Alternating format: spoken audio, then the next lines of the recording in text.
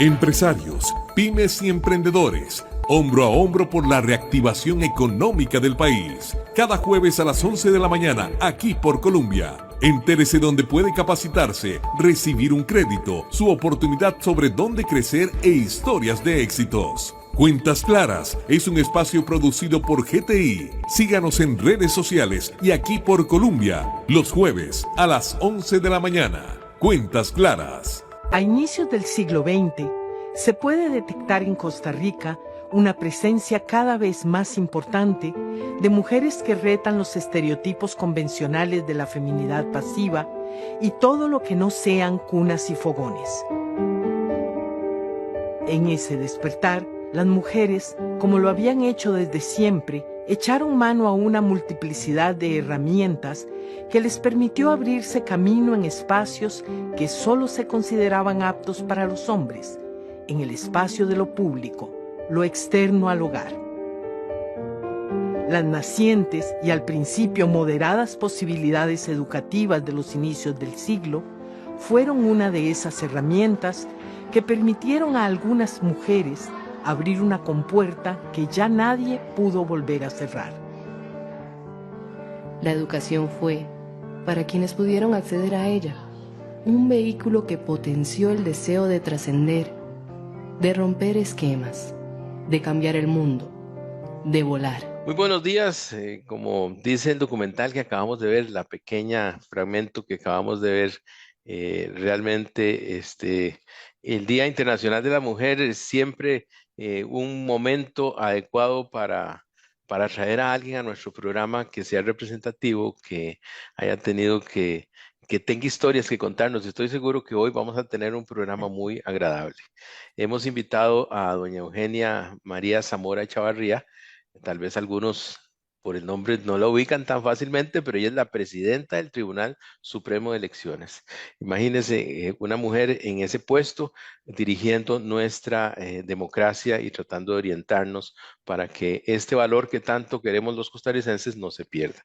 Agradecemos antes de comenzar al Departamento de Comunicación del Tribunal Supremo de Elecciones, a María Laura, por toda la ayuda que nos ha dado.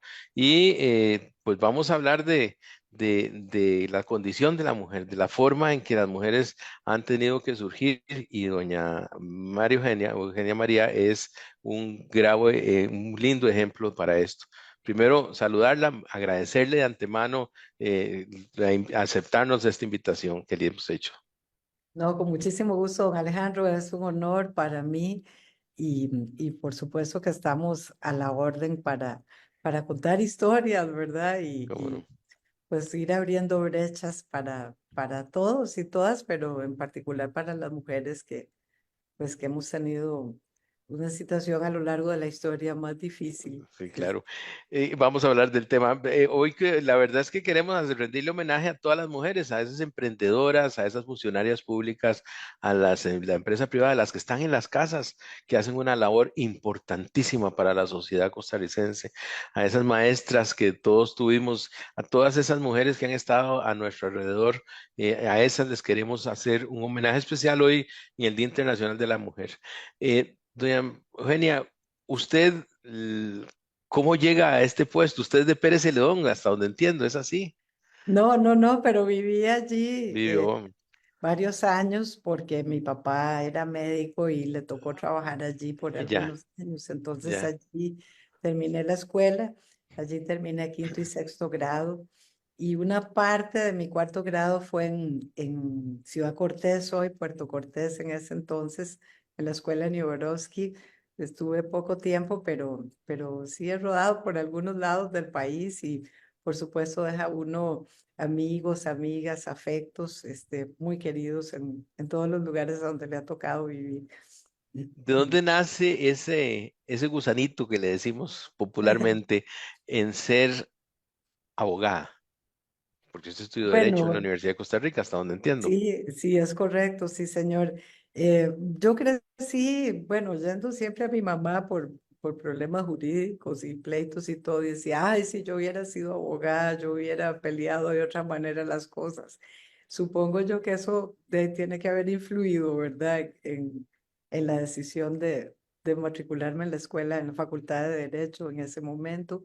Y ya pues traía algunas peleas también, digamos, de tipo político, porque fui candidata con un partido en el colegio para el gobierno estudiantil y fui elegida presidenta del gobierno estudiantil en el colegio, en secundaria. Y ahí me tocó también una refundación, porque se ha hecho varias veces, de la Federación de Estudiantes de Segunda Enseñanza. Y el Ministerio de Educación en ese momento auspició una reunión de todos los gobiernos estudiantiles en Mata de Limón, me acuerdo que Ujú. era el supervisor don Euclides Sandoval por el Ministerio de Educación, y el objetivo era crear un reglamento para garantizar que se le dieran derechos a los gobiernos estudiantiles de poder llevar a cabo su función de gobierno estudiantil, porque la mayoría de veces pedíamos permiso para reuniones, para actividades políticas estudiantiles y no se nos daba. Entonces ese primer reglamento, hoy vamos ya por el tercero, si no me equivoco, o cuarto, ese fue el primero, donde vea usted que las vueltas de la vida, Las ¿verdad? vueltas de la vida, claro. Escribíamos allí, bueno, garantías, ¿verdad? Para que se respetara la elección de los gobiernos estudiantiles y que ellos tuvieran los permisos necesarios sin abandonar, por supuesto, la parte académica, pero poder tener derecho a ejercer las funciones como gobierno estudiantil.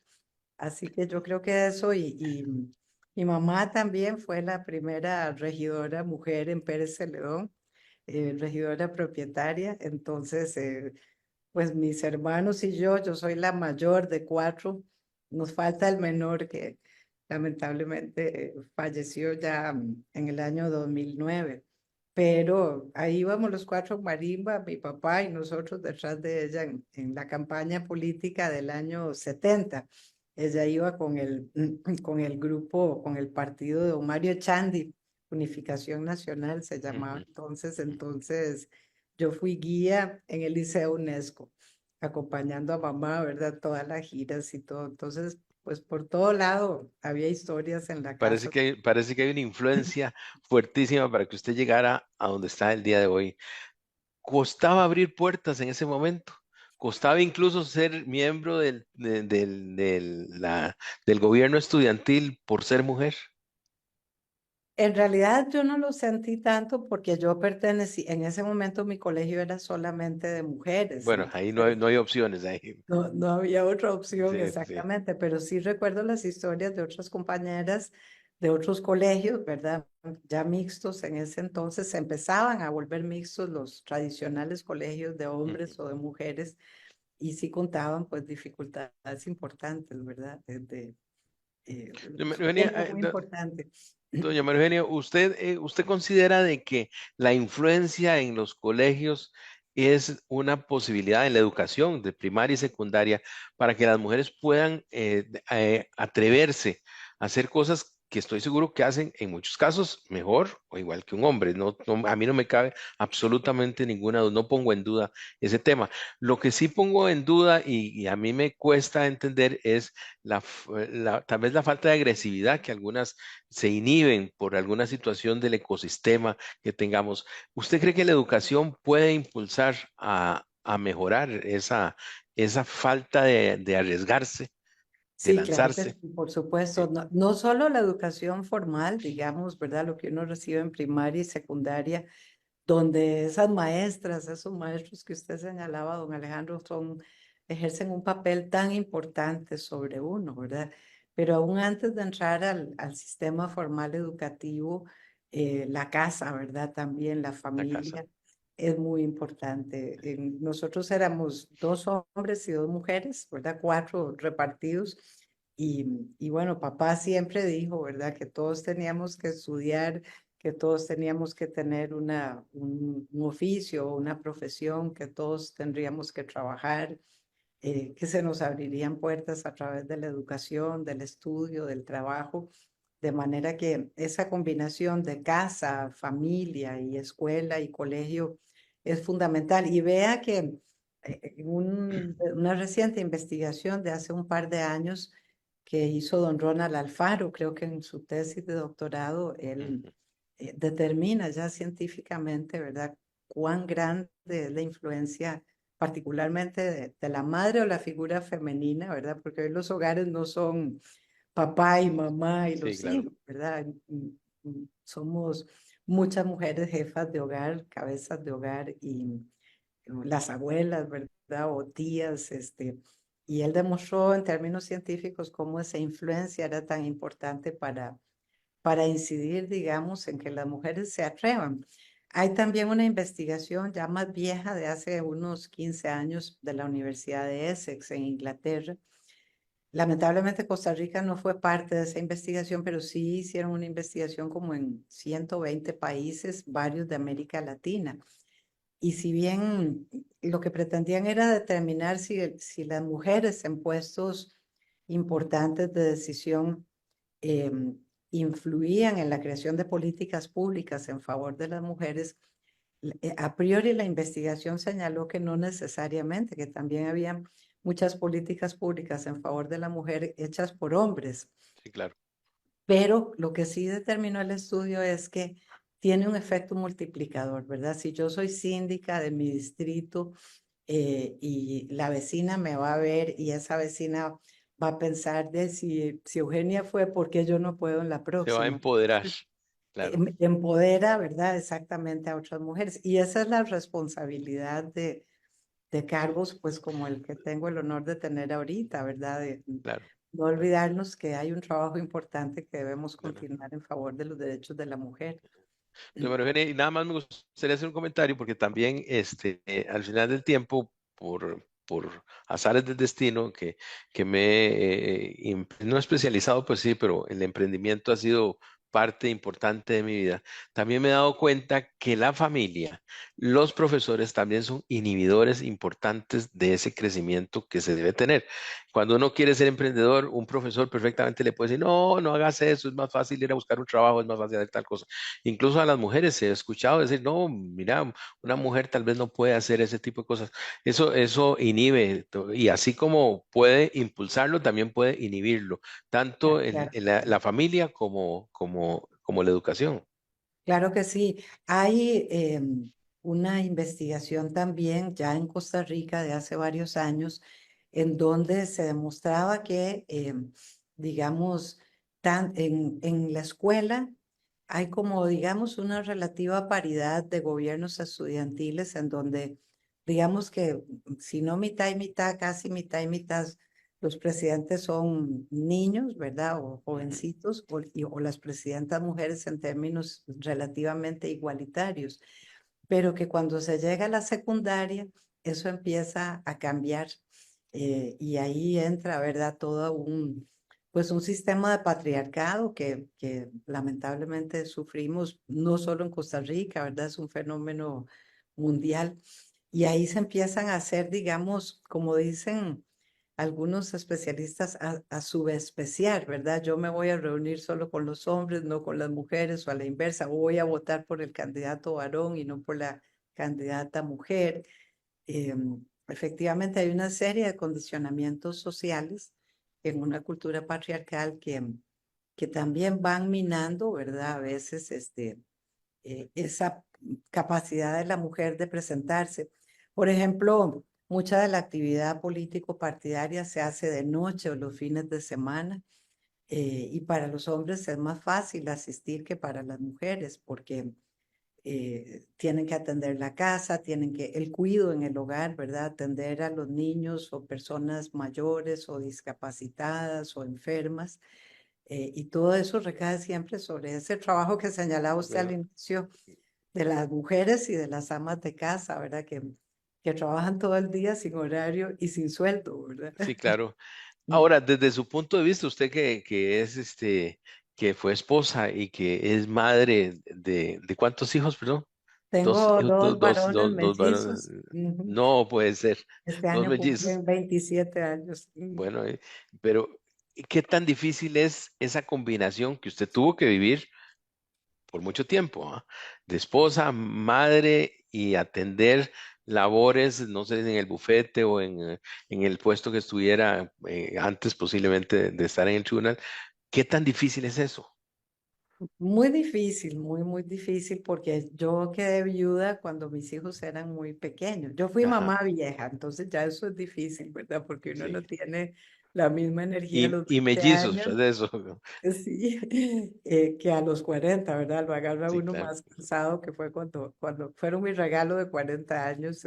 Digo yo que fue mi logro más importante, porque además durante 11 años no tenía hijos, ¿verdad? Ujú, Y yo fui parte de esas parejas que después de que nos hicieron todos los exámenes no encontraron ningún problema. Entonces ujú. el doctor nos decía, "Ay, ustedes son de la parte difícil, porque Sí, claro. cuando se analiza al hombre y a la mujer y hay algún problema que tiene solución médica, pues eso facilita. En nuestro caso no había ningún problema, pero no venían.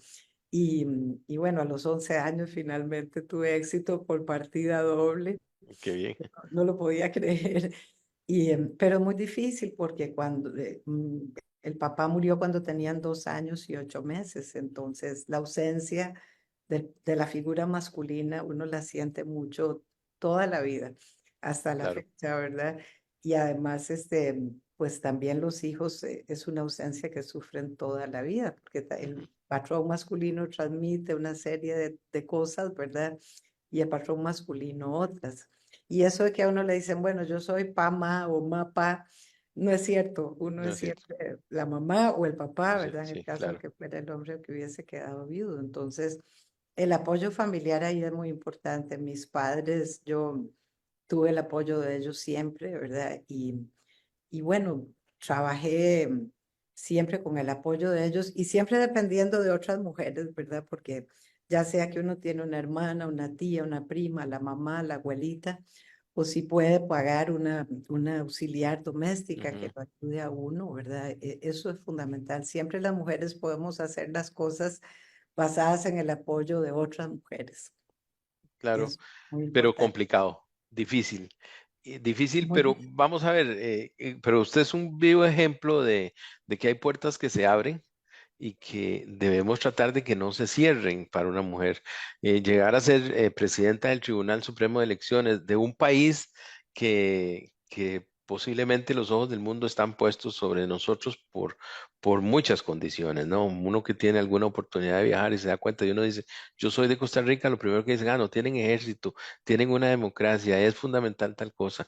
No, no solo hablan de lo futbolístico ni de otro tipo de cosas, sino que también nos caracterizamos por el pura vida, porque somos un país feliz, que la gente es diferente, pero es complicado al final del tiempo llegar a abrir la puerta que usted abrió. ¿Le costó? Pues sí, cuando yo vi en el periódico que la Corte Suprema de Justicia, que es la que Sí. nombra a los magistrados y magistradas del Tribunal Supremo de Elecciones, Ujú. sacó un 1 de mayo, recuerdo que fue el anuncio, ¿verdad? Que se abría concurso para magistrados en el ¿Hace tribunal. cuánto? ¿Hace cuánto? Ajá. Hace este año serán 19 años, es 19 el años. año 2005.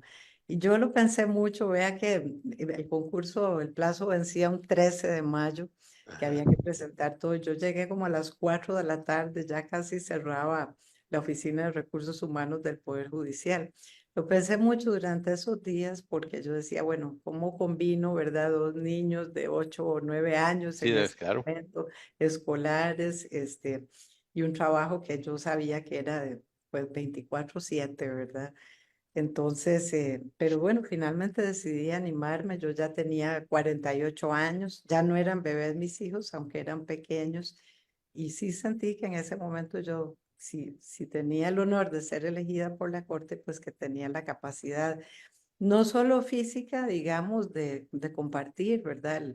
La crianza de los hijos, la casa y el trabajo, sino también la madurez suficiente ya a esa edad para, pues había estado en muchos trabajos, había recorrido mucho mundo también y pues me sentí que estaba en capacidad de poder presentar mi nombre. Concursé con 49 personas y pues tuve el honor de ser la persona elegida. Su- Suplente al principio. No, entré No, de una directamente vez como magistrada directamente. propietaria, sí, Ya, señor. claro, propietaria, que Sí, por sí. muchos años y ahora presidenta. Sí, bueno, cuando se aprueba el código electoral, el actual de 2009, el código crea ya formalmente la figura de la presidencia y de la Ujú. vicepresidencia. Entonces, me tocó pues elegir con mis compañeros como presidente al doctor Luis Antonio Sobrado. Lo acompañamos, en mi caso, más de 12 años como Ajá. vicepresidenta, de manera que pues siempre me tocó sustituirlo, ya sea en las vacaciones de él o en misiones oficiales, ¿verdad? En sus ausencias temporales.